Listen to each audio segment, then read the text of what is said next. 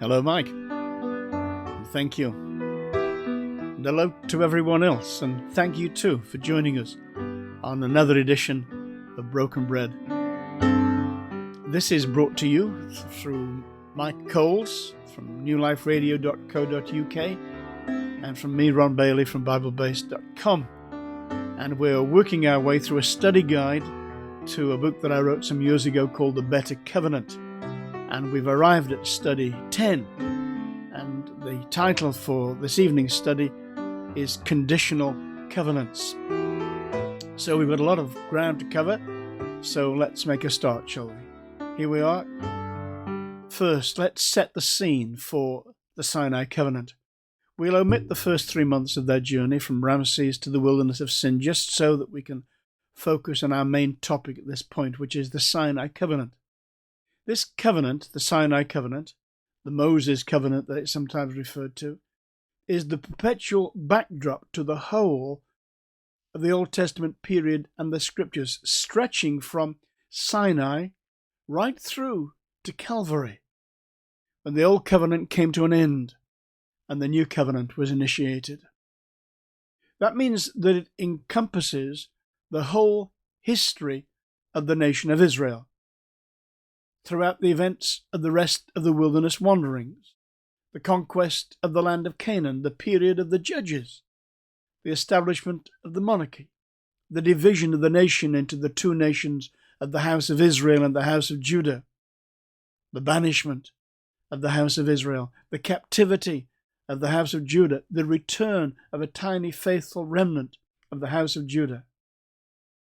And meanwhile, on the international stage, the Empire of Babylon, often called Neo-Babylonian, and then the Empire of Medo-Persia, the Greek Empire of Alexander, that division of that empire on his death into 4 empires, and the times of the kings of the north and the kings of the south, the insane rule of Antiochus Epiphanes, who was one of the kings of the north, and the stubborn courage of the Maccabees, the rise of the Roman Empire and its rule of the land of Israel, the emergence of the Sadducees and Pharisees, the spread of the Greek language through the lands of Alexander's old empires, the incarnation, and the earthly ministry of Jesus of Nazareth. Israel's whole history is the fulfillment of the promised blessings and curses of the book of Deuteronomy. All that God prophesied by Moses on Mount Nebo was fulfilled in the storyline of the Old Testament.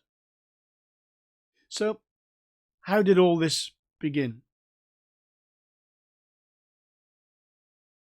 Exodus chapter 6, verses 6 to 8. I preached on this recently, so if you prefer preaching to teaching, if you search BibleBase.com and look for, what do we call it? Oh, the Gospel according to Moses. You'll find a preached version of this. It won't be the same. It never is the same. Let me just go through this. These 3 verses in Exodus chapter 6 are key verses. They set the scene really for the next 5 books of the Bible. God is speaking to Moses, and he says, it's at 3 different locations. The first verse is Egypt, the second verse is Sinai, and the third verse is Canaan. So we start off with Egypt. Wherefore say to the children of Israel, I am Jehovah. And we've just had 5 chapters introducing Jehovah and seeing something of who he is, and then we shall see more in his power. Wherefore say to the children of Israel, I am Jehovah. And I will bring you out from under the burdens of the Egyptians, and I will rid you out of their bondage, and I will redeem you with an outstretched arm and with great judgments. And then the scene changes to Sinai. And I will take you to me for a people, and I will be to you a God. And you shall know that I am Jehovah, your God, who brings you out from under the burdens of the Egyptians. And then lastly, the scene changes again to Canaan.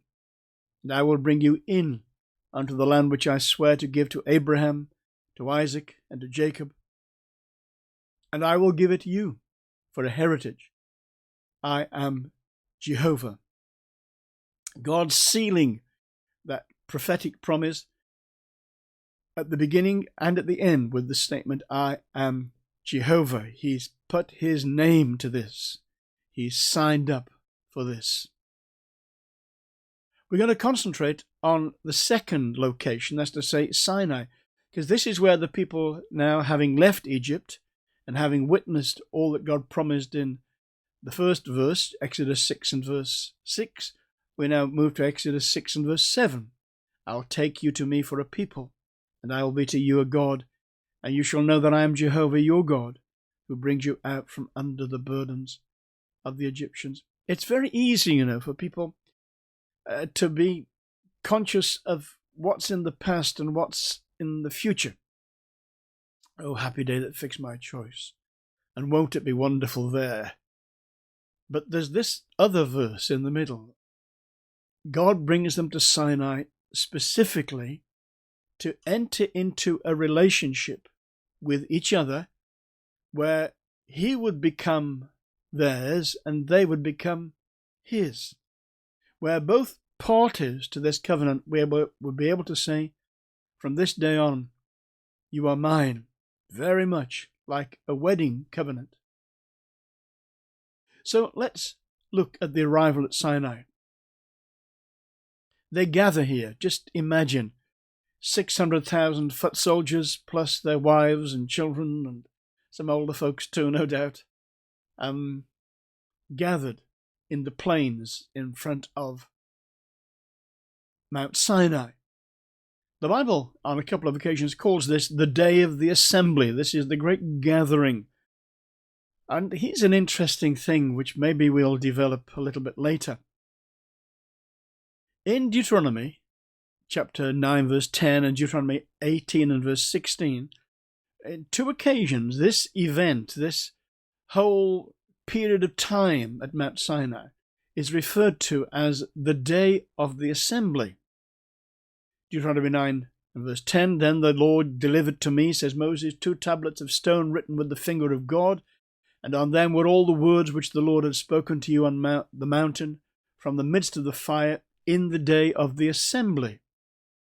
And then in chapter 18 and verse 16, according to all you desired of the Lord your God in Horeb, that's the other name for Sinai, in the day of the assembly, saying, let me not hear again the voice of the Lord my God, nor let me see this great fire any more, lest I die. In the day of the assembly. We've mentioned this before, but at a certain period, about 200 years before Christ, many of the Jewish people had dispersed throughout the Mediterranean, and many had almost forgotten their Hebrew language. So they translated the Hebrew Bible into a Greek version known as the Septuagint, often just the letters LXX.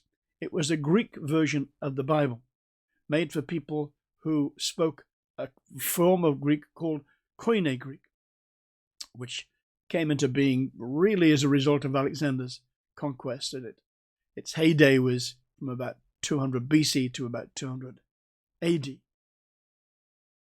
And where here we have the word assembly, the Hebrew has the word kahal. And most often, when the Septuagint comes across the word kahal, it translates it with the Greek word ecclesia, which you may know. That's the word for the church. The events that took place at the foot of Mount Sinai were the day of the church. This is where the church of Jehovah, the church in the wilderness, came into existence. This unique relationship between God and the people. The people of Israel, of course, their commission was, well, God said to them, I am Jehovah. You are my witnesses, says Jehovah. They were to be his witnesses. There's another church, of course. Jesus said, I will build my church.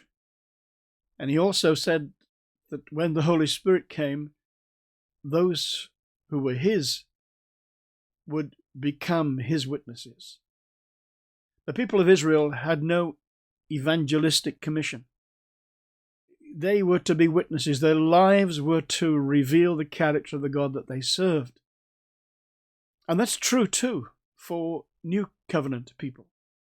But there's another dimension for the New Covenant, because not only have we the statement that when the Spirit comes we shall be witnesses, we also have a commission which says go into all the world and preach the gospel.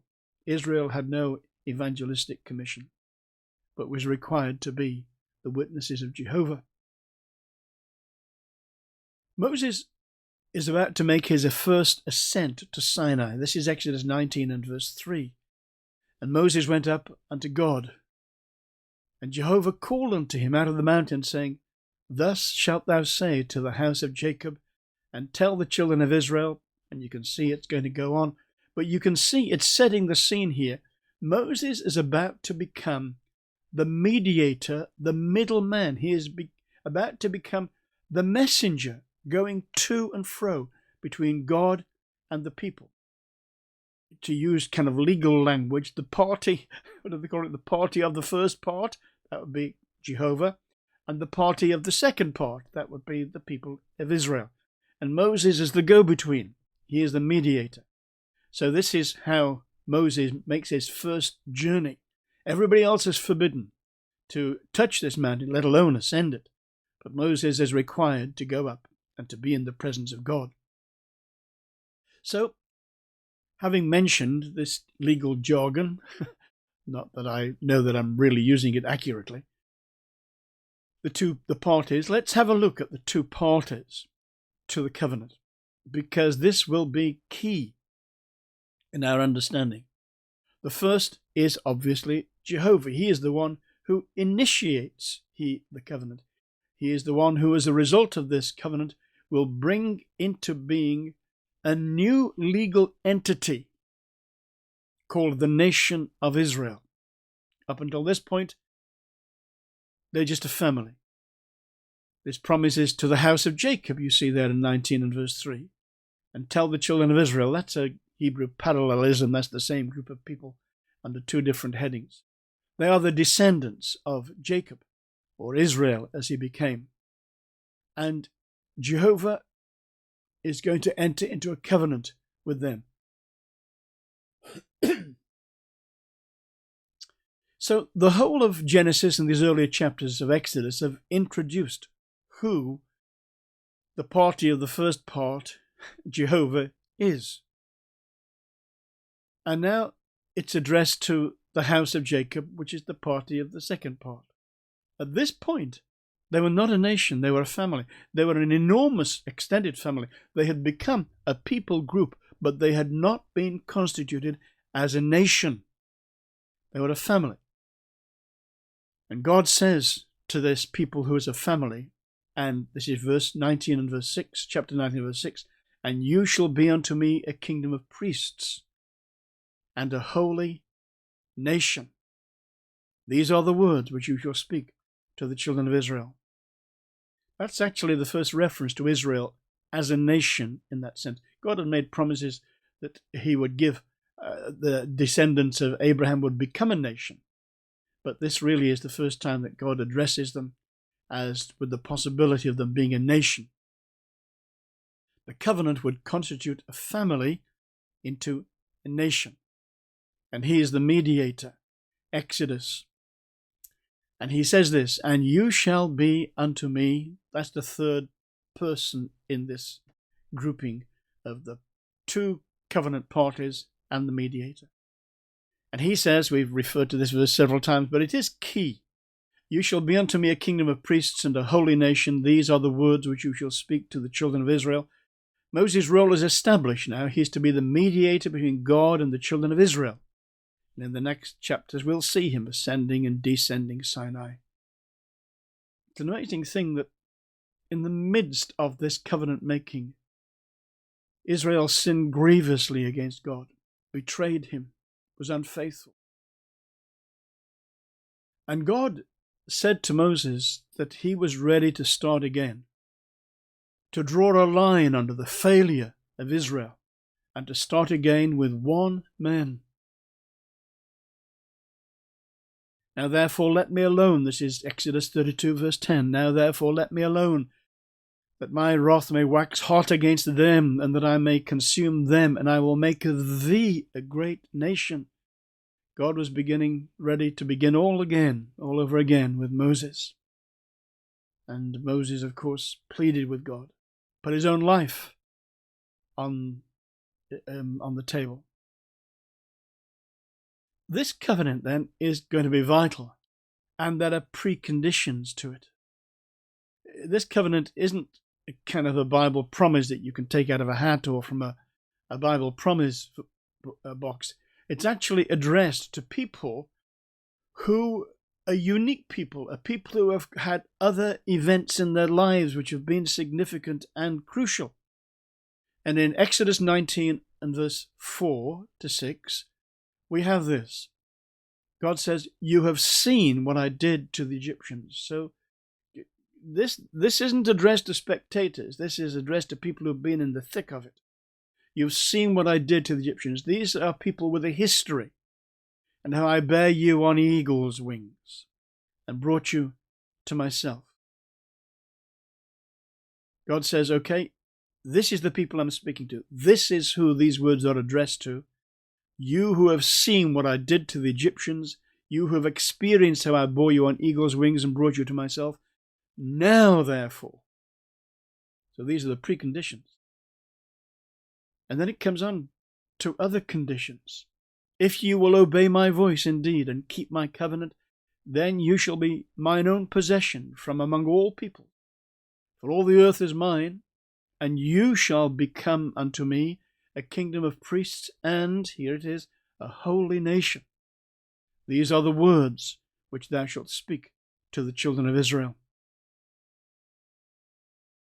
This is some further study for you. In the first letter of Peter, Peter uses the events of the Exodus as a kind of a pattern in which to express the glory, the revelation of the New Testament, the gospel. And you'll see he constantly refers to and uses terms which really were first applied to the first people of God. And here's a key one. This is 1 Peter chapter 3 and verse 18. For Christ also suffered once for sins, the just for the unjust, that he might bring us to God.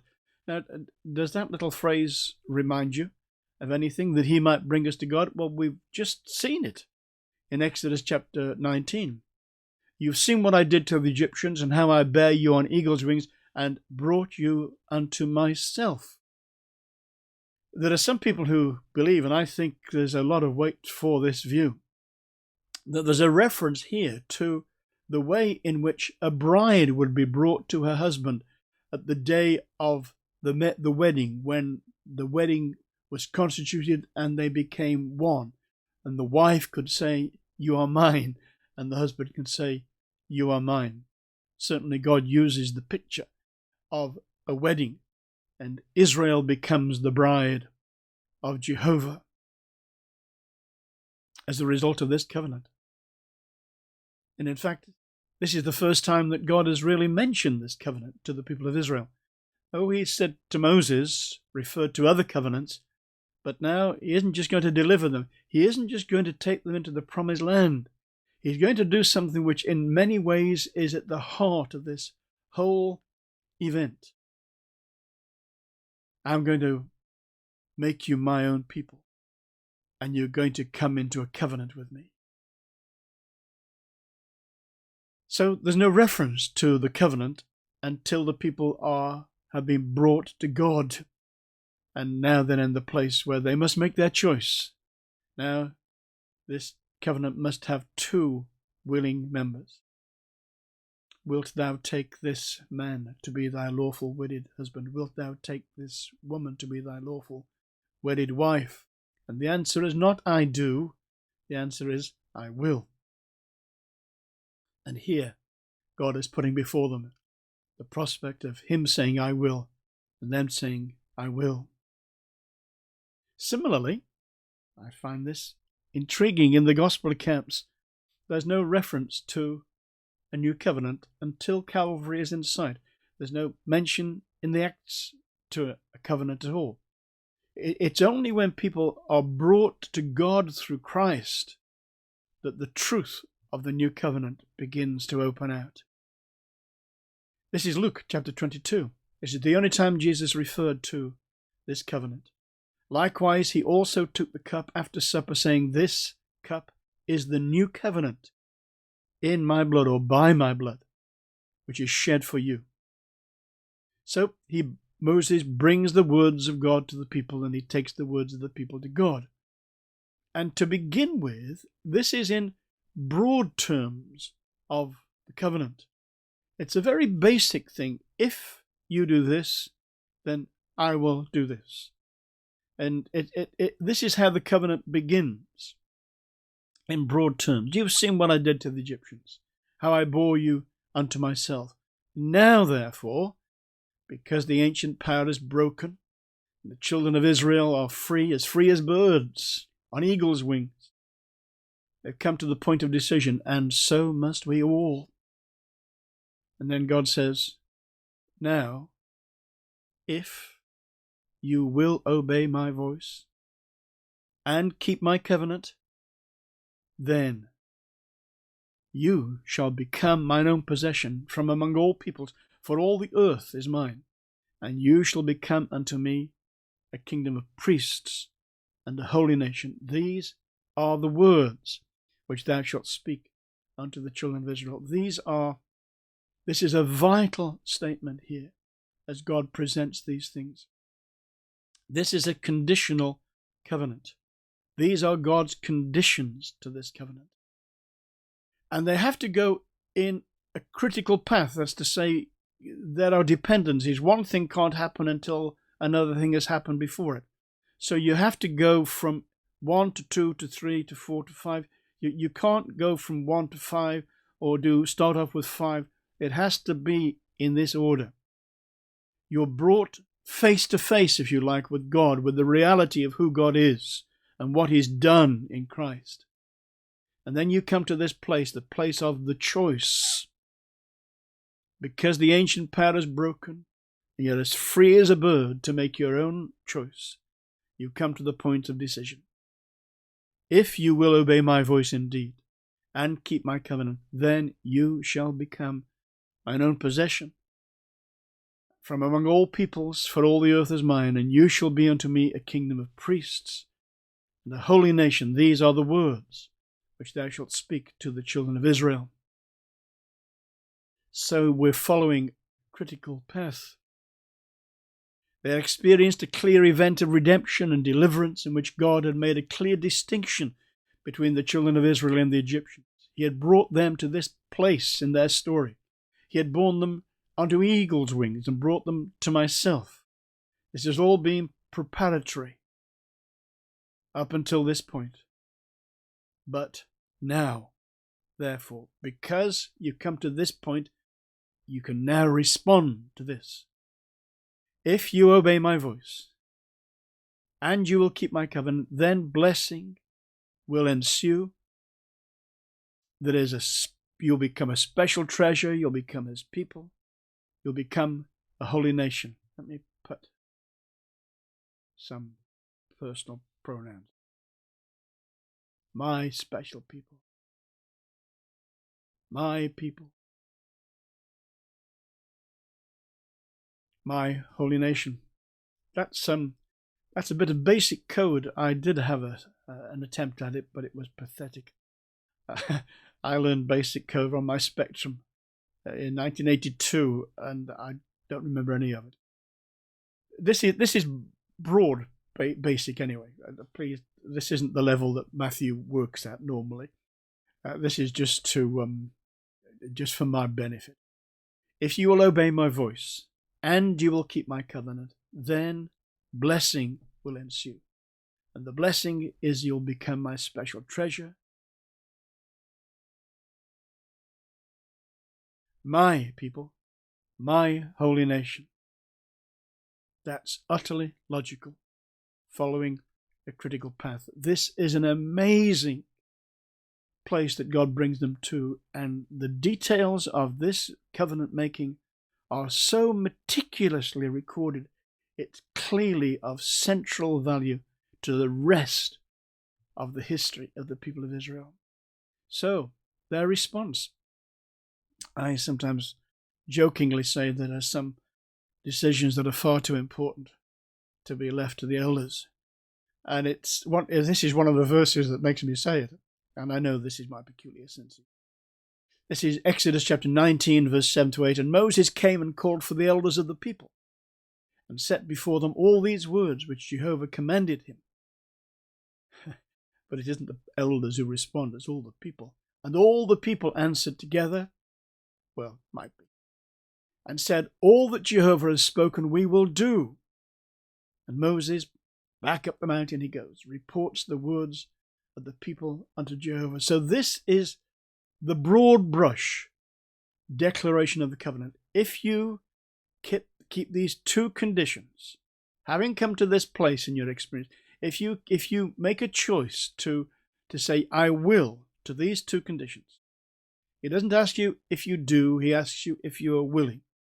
If you're willing to obey my voice, and if you're willing to keep my covenant, that's your part of this obligation fulfilled until this time. From then on, it's God's responsibility. And in fact, the people of Israel make this consent 3 times. First of all, here in Exodus chapter 19 and verse 8, and all the people answered together and said, all that Jehovah has spoken we will do. And Moses reported the words of the people to Jehovah. That is the offer of the broad brush covenant, with no specific detail at this point.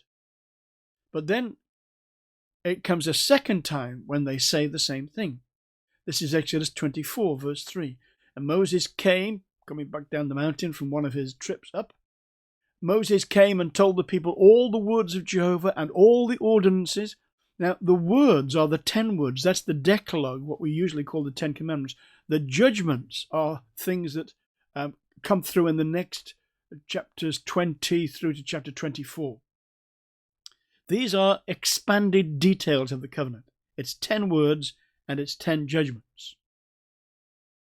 And they say, Moses came and told the people all the words of Jehovah and all the ordinances, and all the people answered with one voice and said, all the words which Jehovah has spoken, we will do. And then a third time, in Exodus 24 and verse 7, and he took the book of the covenant and read in the audience of the people, and they said, all that Jehovah has spoken we will do, and be obedient. You notice that reference to the book of the covenant? This is because Moses was required to make a written copy in his handwriting of the things that God had said. And these 2 copies, one in God's handwriting, written with the finger of God, and one in Moses' handwriting, were put together, one inside the Ark of the Covenant and one at its in front of it. This is the formal reading of the written law. These people have now chosen on 3 separate occasions here to make this choice. We will. We will. We will. And on the 4th time, it's linked to a book. It has become, excuse this little title, it has become a Bible-based covenant.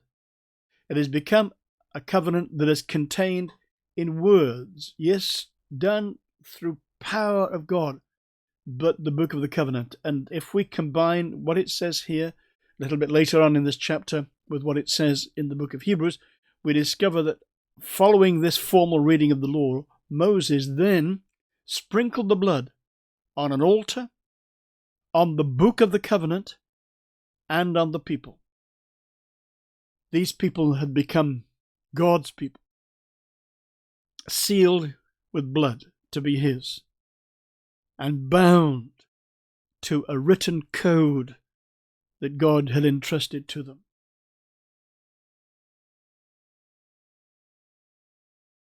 Three times they said, I will, I will, I will, to the will of God. 3 times Jesus said, I will, I will, I will, to the will of God.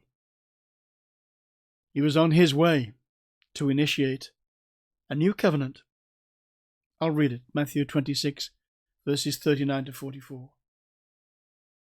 Jesus went a little farther and fell on his face and prayed, saying, O my Father, if it is possible, let this cup pass from me. Nevertheless, not as I will, but as you will.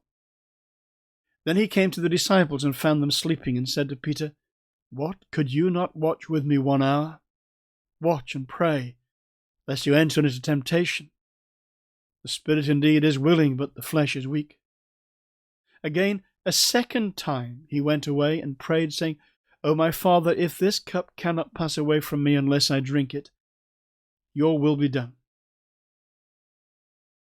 So he left them and went again and prayed the third time, saying the same words. They said at the Sinai covenant, I will, I will, I will. He is Jesus. The cross is within reach now. And he makes his declaration. I will, I will, I will. There is a tradition that John Wesley instituted for the people called Methodists, as he liked to call them. And not just Methodists, but the people called Methodists. And every year, at the beginning of the year, they would have an annual covenant renewal service. And I've done our own version of this on a couple of occasions.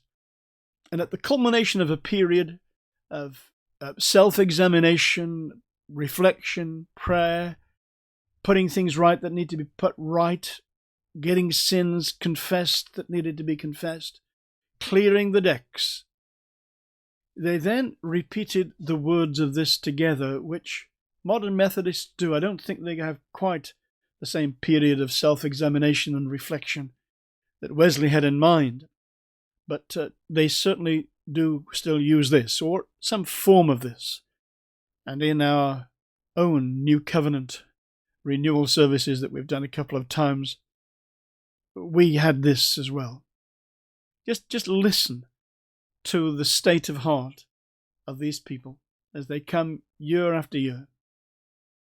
I am no longer my own, but thine. Put me to what thou wilt. Rank me with whom thou wilt. Put me to doing, put me to suffering. Let me be employed for thee, or laid aside for thee, exalted for thee, or brought low for thee. Let me be full. Let me be empty. Let me have all things. Let me have nothing. I freely and heartily yield all things to thy pleasure and disposal. And now, O glorious and blessed God, Father, Son, and Holy Spirit, thou art mine, and I am thine. So be it. And the covenant which I have made on earth, let it be ratified in heaven. Amen. Are you ready for that, brothers and sisters? It's time for us to go our separate ways. God willing, we look forward to seeing you at another episode of Broken Bread. Same time, same place, next week. And in the meantime, do consider that prayer. And if you can find the original, there are versions of it. If you go to Bible Base, Friends of Bible Base, you'll actually see that I put up a copy of it. It's in Old English with all the S's looking like F's, so it's not easy to read. But if you read, you'll get a real sense of what that period of self-examination, reflection, prayer really was for the early Methodists. And see if you're ready to come to this place where you can say, I freely and heartily yield all things to thy pleasure and disposal. And now, O glorious and blessed God, Father, Son, and Holy Spirit, thou art mine, and I am thine. So be it. The covenant which I have made on earth, let it be ratified in heaven. It surely will be. It surely will be.